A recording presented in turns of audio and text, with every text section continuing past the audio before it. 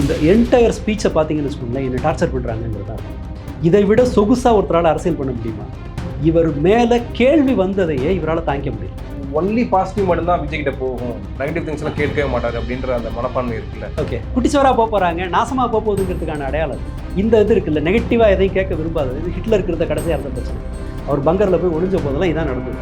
பொறுப்பற்றவர்கள், எதிர்காலம் குறித்து எந்த கவலையும் இல்லாதவங்க, ஊர் நாசமாக போகிறத பற்றி எந்த கவலையும் இல்லாமல் என்னோட டெம்பரரி என்ஜாய்மெண்ட்டு தான் முக்கியம் அப்படின்னு நினைக்கிற ஒருத்தன் தமிழ்நாட்டில் வேறு எங்கே போக முடியும்?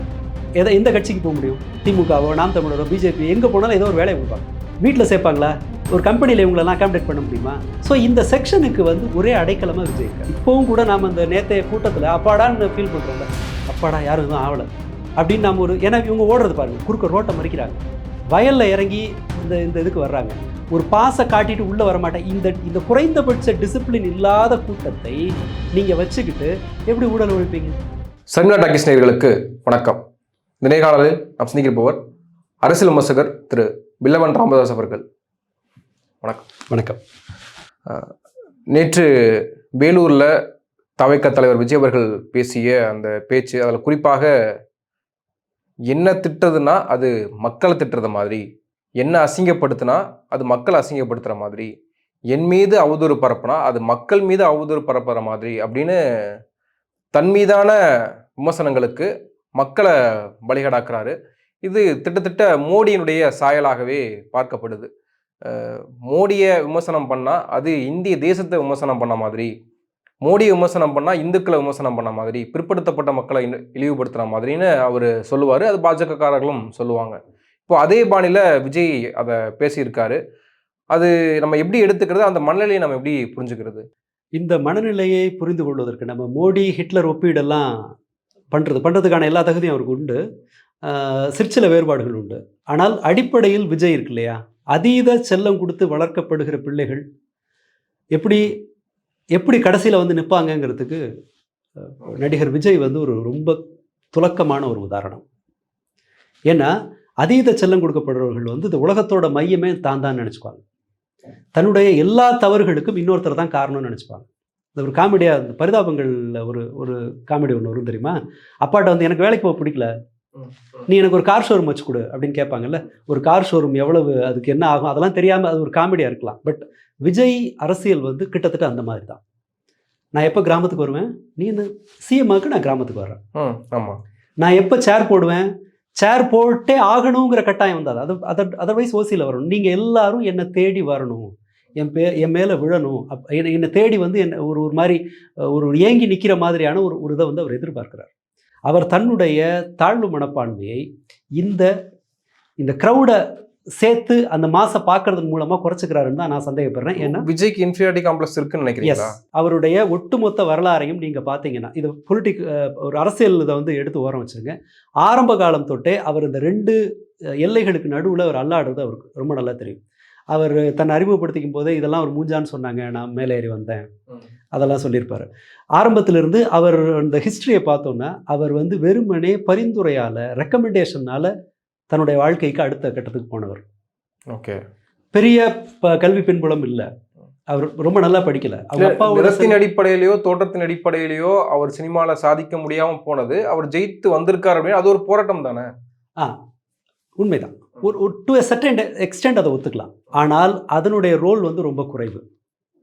இவருக்கு வாய்ப்பு வர்றது இருக்கு இல்லையா, அவங்க அப்பாவோட தொடர்ச்சியாக அவர் முதலீடு போட்டு ஆட்கள்கிட்ட பேசி இவருக்கு வேண்டிய மற்ற சோல்ஜர்ஸ் எல்லாம் கொண்டு பக்கத்தில் நிறுத்தி அதன் பிறகு அதன் வழியாக செஞ்சது.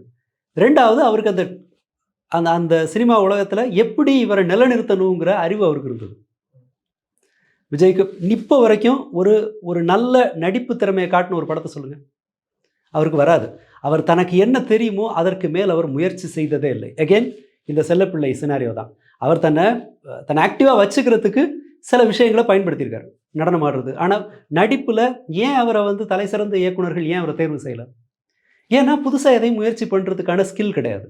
அகெயின் ஏன்னா ஒரு சென்டர், நான் தான் அந்த உலகத்தோட மையம்னு ஒருத்தன் நினச்சிட்டான்னு வச்சுங்களேன், நீ ஏன் என்னோட இஷ்டத்துக்கு நீ வான்னு சொல்லுவான், ஏன் டைமுக்கு நீ வான்னு சொல்லுவான்.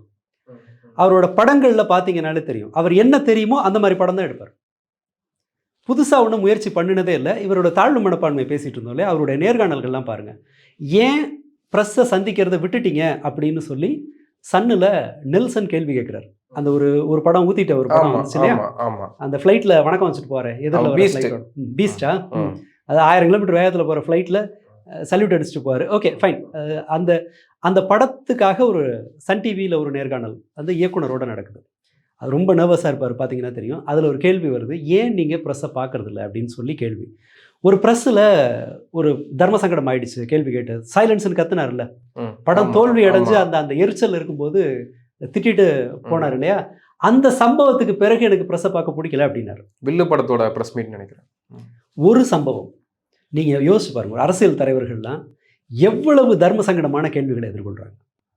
ஒரு நபரும் நீங்கள் நமக்கு பிடிக்கவே பிடிக்காத ஆட்களை, எனக்கு பிடிக்கவே பிடிக்காத ஆட்கள் கூட ப்ரெஸ்ஸை வந்து ஃபேஸ் பண்ணுறாங்க. சீமான் இருக்கட்டும், அநாகரிகமாக அது அந்த அந்த மாதிரியான விமர்சனத்துக்குரிய விஷயம் இருந்தாலும் கூட அவர்கள் அந்த ப்ராசஸை ஸ்கிப் பண்ணுறதில்ல. இதை பார்க்கணுங்கிற ஒரு இதில் இருக்குது. எல்லாரும் சந்திக்கிறாங்க. இவர் ஒரு கேள்வி, ஒரு மோசமான இன்சிடெண்ட் இல்லை. ஒரு தோல்வி படத்திற்கு கொடுத்துட்டா அந்த ப்ரொடியூசர் அவர் வீட்டு காம்பவுண்டை கூட போய் நெருங்க முடியாது. சினிமா வட்டாரத்தில் விசாரிச்சுங்க. அவர் இன்னொன்று, தன்னுடைய அதற்கு முன்பு கொடுத்த நேர்காணல் எதுலேயுமே ஒரு கான்ஃபிடென்ட்டாக அவர் பதில் சொன்னதே கிடையாது. இந்த படம் பிரமாதமாக வந்திருக்கு, ரஜினி எல்லாம் சொல்லுவாங்கல்ல, ஒரு டெம்ப்ளேட் பதில் ஒன்று சொல்லுவாங்க. இந்த படம் நான் நடித்த படத்திலே சிறப்பான படம். அந்த மாதிரி அவர் நேர்காணல் அரிதா கொடுத்துருக்க நேர்காணல் இருக்கும். நீங்கள் பார்த்தீங்கன்னா தெரியும், ஜெயலலிதாட்ட பணிஞ்சு இந்த கை கட்டிட்டு இருந்தார் இல்லையா, அப்போது ஜெயா டிவிக்கு ஃப்ரீக்வெண்ட்டாக கொடுத்துருப்பாரு. ரிலாக்ஸ்டாகவே இருக்க மாட்டார். ஒரு கான்ஃபிடென்ட்டாக தன்னுடைய படத்தை குறித்து, தன்னுடைய நடிப்பு குறித்து அவர் கான்ஃபிடென்ட்டாக எதையும் சொன்னதே கிடையாது. ஏன் புது புது கேரக்டர் நீங்கள் முயற்சி பண்ணுறதில்ல அப்படின்னு ஜெயா டிவி ஒரு நேர்காணல் ஒன்றில் ஒரு கல்லூரி மாணவி கேட்குறாரு. கல்லூரி மாணவிகளோட ஒரு கலந்துரையாடல் மாதிரி இருக்குது. அவர் கேட்குறாரு, நான் இந்த கண்ணுக்குள் நிலவு படத்தில் ஒன்று ட்ரை பண்ணேன், அது வெற்றி பெறலை, அதன் பிறகு நான் புது முயற்சியை விட்டுட்டேன். இது எல்லாமே இவருக்கு வந்து தன்னம்பிக்கையே இல்லைங்கிறதுக்கான ஒரு அடையாளம். நீங்கள் மற்றவன் தோத்தான இன்னொன்று ட்ரை பண்ணுவான். மற்ற எல்லா நடிகர்களும் பாருங்களேன், கமலஹாசன் இதெல்லாம் எடுத்தார், குணா எடுத்தார், ஓடலை, அதன் பிறகு அந்த பரீட்சாத்தத்தை விட்டுட்டாரா? ஏன்னா அது தோல்வி இல்லைங்கிறது தெரியும். ஒரு சமூகம் அந்த பழைய தவறை சரி பண்ணிக்கிட்டு நாம் இன்னொன்று போகலாம். அதனால தான் அவங்களுக்கு அந்த அந்த ஒரு நடிகன்கிற இடத்துல கூட அவங்களால அந்த இடத்த ஜஸ்டிஃபை பண்ண முடிஞ்சுது. ஆனால் விஜயால் அந்த இடத்தை கூட செய்ய முடியல. சக்சீட் ஆனார் அப்படின்னு சொன்னால் வெற்றி பல சமயங்களில் உங்களுக்கு அந்த ஃபார்முலாவை கேப்சர் பண்ண ஆள் இருந்தால் சாத்தியம். இந்த இடத்தில் எந்த மாதிரியான ஒரு பிஆர்ஓவை கொண்டு வரணும்? இவங்க நிர்மல்குமார் ஒன்று சொன்னார், அதாவது அவர்கிட்ட பாசிட்டிவான திங்ஸ் மட்டும்தான் போய் சேரும், நெகட்டிவான திங்ஸ் எல்லாம் எடுத்துக்க மாட்டார். You don't worry about negative things அப்படின்னு ப்ரெஸ் மீட்டில் சொன்னார். ஓகே, இப்போ அது மாதிரி தான் ஒன்லி பாசிட்டிவ் மட்டும்தான் விஜய் கிட்ட போகும், நெகட்டிவ் திங்ஸ் எல்லாம் கேட்கவே மாட்டார் அப்படின்ற அந்த மனப்பான்மை இருக்குல்ல. ஓகே, அது எப்படி நம்ம அது வந்து அது ஹிட்லர்லேருந்து, அதாவது குட்டிச்சவராக போக போகிறாங்க, நாசமாக போக போகுதுங்கிறதுக்கான அடையாளம் அது. நீங்கள் நெகட்டிவை எடுத்துக்க மாட்டீங்கன்னு சொன்னால் என்ன, நான் இப்போ எக்ஸாம் எழுத மாட்டேன்னு அர்த்தம். ஒத்துக்க முடியுமா? ஒரு ஸ்கூல் போகிற மாணவன் நான் எக்ஸாம் எழுத மாட்டேன், நான் நல்லா படிப்பேன், ஆனால் எக்ஸாம் எழுத மாட்டேன்னு சொன்னால் நம்ம எப்படி எடுத்துப்போம்? நீங்கள் ஒரு அரசை நடத்த போகிறவர் எல்லாத்தையும் தானே பார்க்கணும்.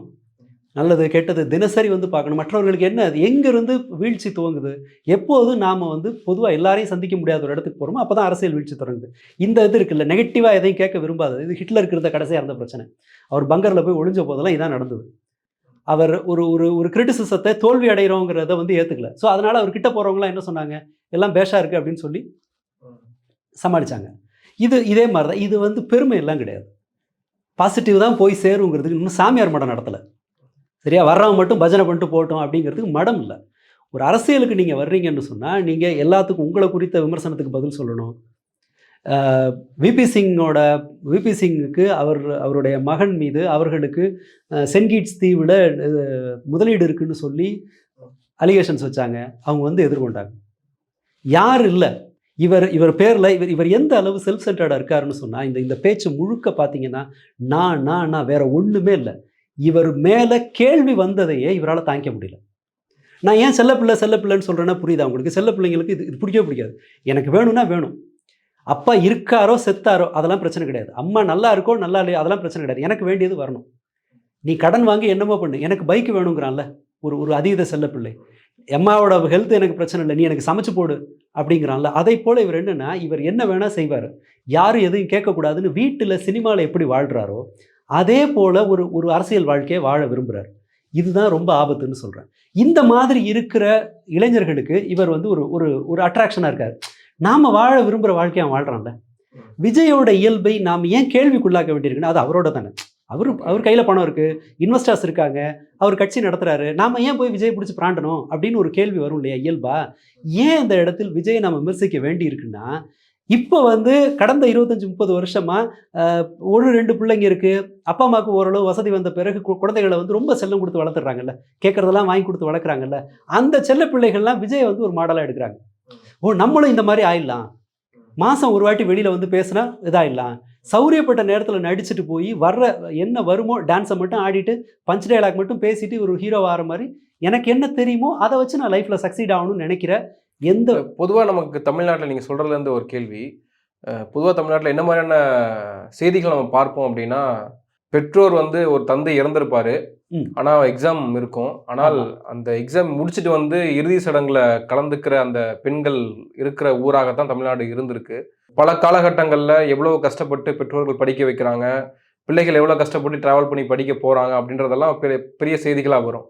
ஆனால் விஜயினுடைய ரசிகர்கள் இல்லை விஜய் பார்க்க வரக்கூடிய இளைஞர்கள் அவர்கள் சொல்வதை பார்க்கும்போது எனக்கு படிப்பெல்லாம் முக்கியம் இல்லை, எக்ஸாம் இல்லைனா அடுத்த எக்ஸாம் எழுதிக்க போகிறேன், அதுக்கு விஜயை நான் பார்க்காம இருக்க முடியுமா, இப்போ நான் பார்க்காம போயிட்டேன்னா நான் மிஸ் பண்ணிடுவேன் அப்படின்ற அந்த மென்டாலிட்டி வந்திருக்குல்ல, அதை நம்ம எப்படி பார்க்க? இல்லை, அது ஒரு மைக்ரோ மைனாரிட்டி தான், நம்ம கவனம் பெற்றதுனால அப்படி சொல்கிறோம். ஆனால் அந்த மாதிரி ஒரு குரூப்பை, ஒரு ஜாம்பி குரூப்பை அவர் உருவாக்குறார். இப்படி எந்த உழைப்பை செலுத்த விரும்பாமல் ஆனால் பெருசாக இன்னும் லைஃப்பில் பெரிய ஆளாக வந்துடணும்னு நினைக்கிற ஆட்களுக்கு விஜய் வந்து ஒரு மாடலாக இருக்கார், ஒரு அட்ராக்ஷனாக இருக்கார். இதை மாதிரி ஆயிடணும் அப்படின்னு சொல்லிட்டு அவர்களுக்கு வந்து அந்த ஒரு மிரர் நியூரான் எஃபெக்ட் போல் விஜய் இடத்துல தன்னை பொருத்தி பார்க்கும்போது அவங்களுக்கு ஒரு எக்ஸைட்மெண்ட்டாக இருக்குது. ஸோ இவர்கள் இவரை போலவே உழைக்க விருப்பம் இல்லாமல் அல்லது தன்னுடைய எல்லா தவறுகளுக்கும் விஜயோட அந்த கட்சியோட நடவடிக்கையை பாருங்கள், தங்களுடைய எல்லா தவறுகளுக்கும் யார் பேரில் பழி போடலான்னு தான் பார்ப்பாங்க. நீங்கள் நல்லா கவனிங்களேன், கரூர் இது என்னாச்சு, நாங்கள் வந்து இல்லை யாரோ வந்து கத்தி எடுத்து குத்துனாங்க அப்படின்னு பச்சையாக சொன்னாங்க, அந்த கட்சி மறுக்கலை. அனுமதி வந்து போலீஸ் கொடுக்கலன்னு இப்போ சொல்கிறாங்க. ஒரு வீட்டுக்காரரோட சண்டை போட்டுட்டு கொஞ்சம் மென்டலி டிஸ்டர்ப்டு ஒரு பெண்மணி விஜய் கூட்டத்தில் வந்து மைக்கை பிடிச்சி என் மாமியாரும் ஹஸ்பண்டும் என்னட்ட ஹராஸ் பண்ணுறாங்க அப்படின்னு சொல்லி பேசுகிறாங்க. அந்த அம்மாவை போலீஸ்காரங்க சமாதானம் பண்ணி கூட்டிகிட்டு போய் உறவினர்கள்ட்ட அவங்களுக்கு ஏதோ மனநல பிரச்சனை இருக்குன்னு சொல்லி பத்திரமா அவங்களை அனுப்பி வைக்கிறாங்க பெண் போலீஸார். அதன் பிறகு அவர் அந்த புட்சட்னி ராஜ்மோகன் வந்து ஒரு இது கொடுக்குறாரு. அந்த சம்பவத்தை அப்படியே ட்விஸ்ட் பண்ணி பெண்களுக்கு பாதுகாப்பு இல்லைன்னு பேசிகிட்டு இருக்காரு. வெறும் விஷுவலை மட்டும் பார்த்துட்டு இந்த பெண்மணியோட புகைப்படத்தை வேறொருத்தர் பார்த்தா என்ன நினைப்பாங்க, இது அரசாங்கத்துக்கு எதிராக பேசியிருக்குன்னு நினைப்பாங்க. ஆனால் அவர் வந்து ஒரு உதவி தேவைப்படுற ஒரு பெண், அவர் என் மாமியாரும் ஹஸ்பண்டும் என்னை ஹராஸ் பண்ணுறாங்கன்னு சொல்லி அவங்க பேசுகிறாங்க, சாஃப்ட்வேர் இன்ஜினியர்னு சொல்லி. தன்னுடைய பெனிஃபிட்டுக்காக எதையும் மேனிப்புலேட் பண்ணுற, யாரையும் பயன்படுத்தி தூக்கி எறிகிற ஒரு ரொம்ப அற்பமான ஒரு நடத்தை இவர்கள்ட்ட இருக்குது. அதுக்கு அந்த விஜயினுடைய பிம்பம் ரொம்ப இதாக இருக்குது. இதோட துவக்க புள்ளி என்னவா இருக்குன்னா, இவர் ரொம்பவும் சுயநலமாக தன்னை தவிர வேறு யார் குறித்தும் கவலைப்படாமல் இந்த என்டையர் ஸ்பீச்சை பார்த்தீங்கன்னு வச்சுக்கோங்களேன், என்னை டார்ச்சர் பண்ணுறாங்கிறதா இருக்கும். இதை விட சொகுசாக ஒருத்தரால் அரசியல் பண்ண முடியுமா? கரூர் பிரச்சனையின் போது இவரை தூக்கி சுமந்தது ஏடிஎம்கே பிஜேபி. அவங்க என்ன பண்ணுவாங்க, சதி எங்கேயோ நடந்துருச்சுன்னு இவர்கள் பேசினாங்க, நயினார் நாகேந்திரன் பேசினார், ஏடிஎம்கே சைடில் பேசினாங்க, எடப்பாடி பழனிசாமி பேசினார். அப்போது அதன் பிறகு காங்கிரஸ் கொஞ்ச நாள் தூக்கிட்டு சுற்றுனாங்க. இவர் த்ரிஷாவோடு சம்மந்தப்படுத்தி இவரை தர மட்டத்துக்கு இழிவுபடுத்தினார் பாஜக நயினார் நாகேந்திரன். ஆமாம், அவர் அப்போது கேள்வி கேட்டு வந்தது யாருன்னா, எனக்கு டிஎம்கேலேருந்து வராங்க, தமிழிச்சி தங்கபாண்டியன் கனிமொழி சொன்னாங்கன்னு நினைக்கிறேன், தமிழிச்சி இது ஞாபகம் இருக்குது. ஸோ இவரை வந்து உட்கார வச்சுக்கிட்டு எல்லாரும் குளிப்பாட்டி சௌரியமாக பார்த்துக்கிறாங்க. அந்த இயல்பை அவர் என்ன பண்ணுறாருன்னா, அது இன்னும் வேர்ஸ்ட் ஆகுது, மேலே மேலே மேலே மேலே. ஸோ இது வந்து முக்கியமாக நாம் இவர் குறித்து பேச வேண்டியது. இவர் பொலிட்டிக்கலாக இம்பாக்ட்ஃபுல்லாக இருப்பாருங்கிற நம்பிக்கை எனக்கு இல்லை, இப்போதும் இல்லை. அவங்களால ஸ்பாயில் தான் பண்ண முடியும். ஆனால் இவங்க உருவாக்குகிற ஒரு ஜாம்பி கூட்டம் இருக்குல்ல, நான் உழைக்கவே மாட்டேன், நீ எக்கேட கெட்டு போய் எனக்கு பைக் வாங்கி கொடுன்னு சொல்கிற மாதிரியான ஒரு செக்ஷன் ஒரு ஒரு ஒரு ஒரு ஒரு சின்ன குரூப் ஒன்று உருவாகுது இல்லையா? இந்த குரூப்பை இன்னும் போதை மருந்து கொடுக்குற மாதிரி இவர்கள் வளர்த்து தெருவில் போகிற வர்றவங்கெல்லாம் விசில் அடித்து இந்த சொசைட்டியை ஒரு பக்கம் நீங்கள் சொல்கிறீங்க இவரை மாதிரியே சொகுசாக வாழலாம், வேலை இல்லாமல் எப்படி வாழ முடியும் அப்படின்னு நினைக்கக்கூடிய ஆட்கள் இவ்வளோ ஃபாலோ பண்ணுறாங்கன்னு பார்த்தா, ஆனால் என் உயிரே போனாலும் பரவாயில்ல, நான் வந்து போகிற உயிர் இங்கே இந்த கூட்டத்தில் போனால் என்ன, அது எனக்கு பெருமை தானே அப்படின்னு சொல்லக்கூடிய ஆட்களும் இருக்காங்கல்ல. அந்த கிரேஸ் இருக்குல்ல.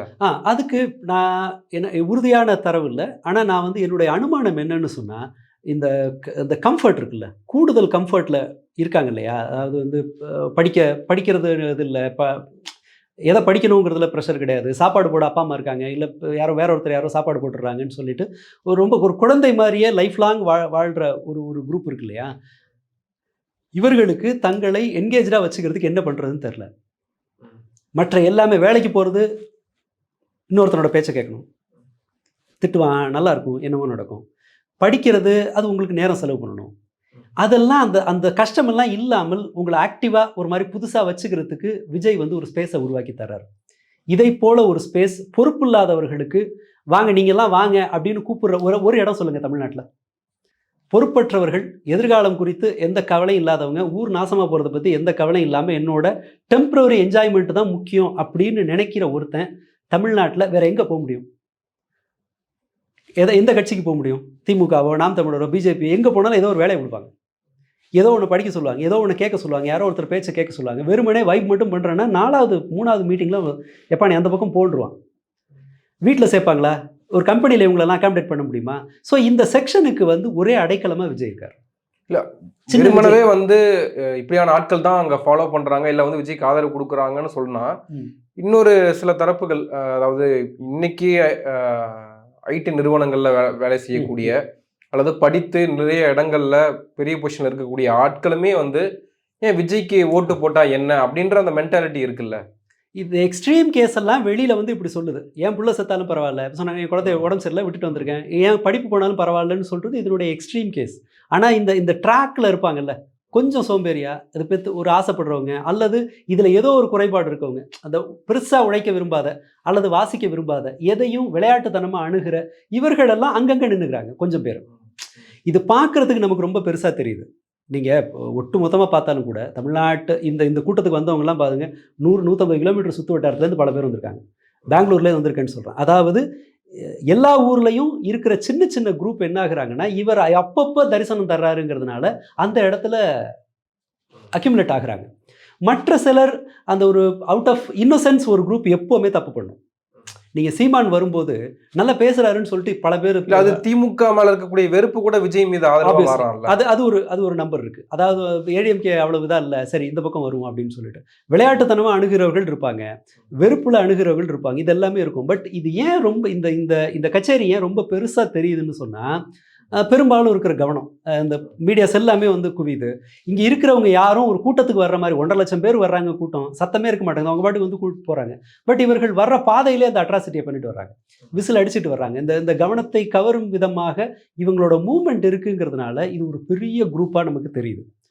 ஆப்வியஸ்லி நான் மறுக்கலை, ஒரு சைஸபிள் நம்பர் இங்கே இருக்கலாம், அதிலலாம் மறுக்கலை. ஆனால் அது ஒரு இம்பேக்ட்ஃபுல் க்ரௌட் இல்லை பொலிட்டிக்கலாக. இன்னொரு பக்கம் அரசியல் ரீதியாக களத்தில் திமுக மீது ஏதோ ஒரு விதத்தில் பாதிக்கப்பட்ட, இல்லை திமுகவினுடைய ஆட்கள்னால ஏதோ ஒரு விதத்தில் மனசில் அளவில் ஏதோ ஒரு பாதிப்பு ஆயிருக்கக்கூடிய நபர்கள் அந்த வெறுப்பை தீவிரப்படுத்தக்கூடிய வேலையை வந்து அதிமுக பாஜகவை விட தாவேக்கா சிறப்பாக பண்ணுது, இல்லை வந்து விஜய் சிறப்பாக செய்கிறாருன்னு தானே.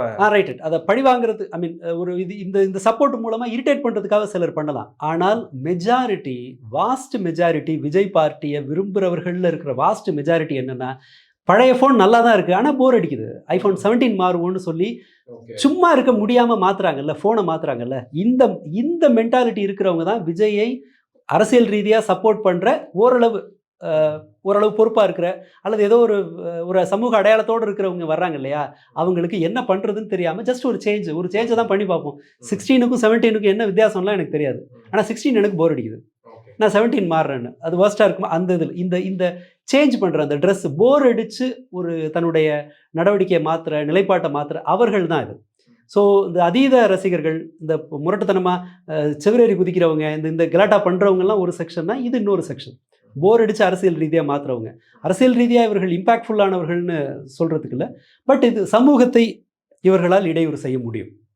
சமூகத்தை எவ்வளோ முடியும்? ஏன்னா இதுக்கு முன்பே நம்ம நிறைய உதாரணங்கள் பார்த்துருக்கோம். நாம் தமிழர் ஆக்டிவாக இருக்கிறவங்க பாப்புலேஷனில் 1-2% இருக்கலாம். ஆனால் அவர்கள் உருவாக்கிய கெடு விளைவுகள்ங்கிறது வந்து போலி மருத்துவத்தில் ஆரம்பித்து, அந்த வேலைக்கு போகாத மாடு மேய்ன்னு நினைக்கிறவங்கள ஆரம்பித்து இப்படி ஒரு டேமேஜை பண்ணாங்க.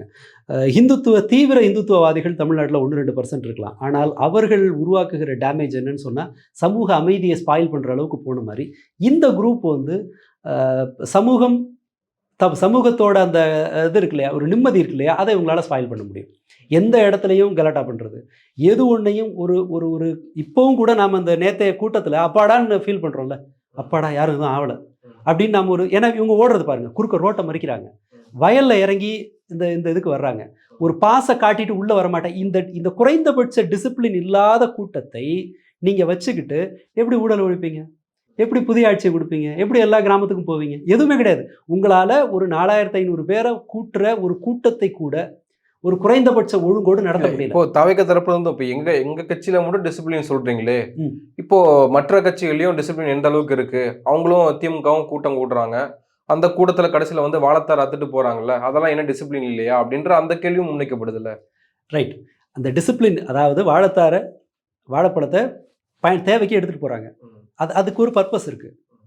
இவங்க ரோட்டை மறிக்கிறதுல என்ன பர்பஸ் இருக்கு?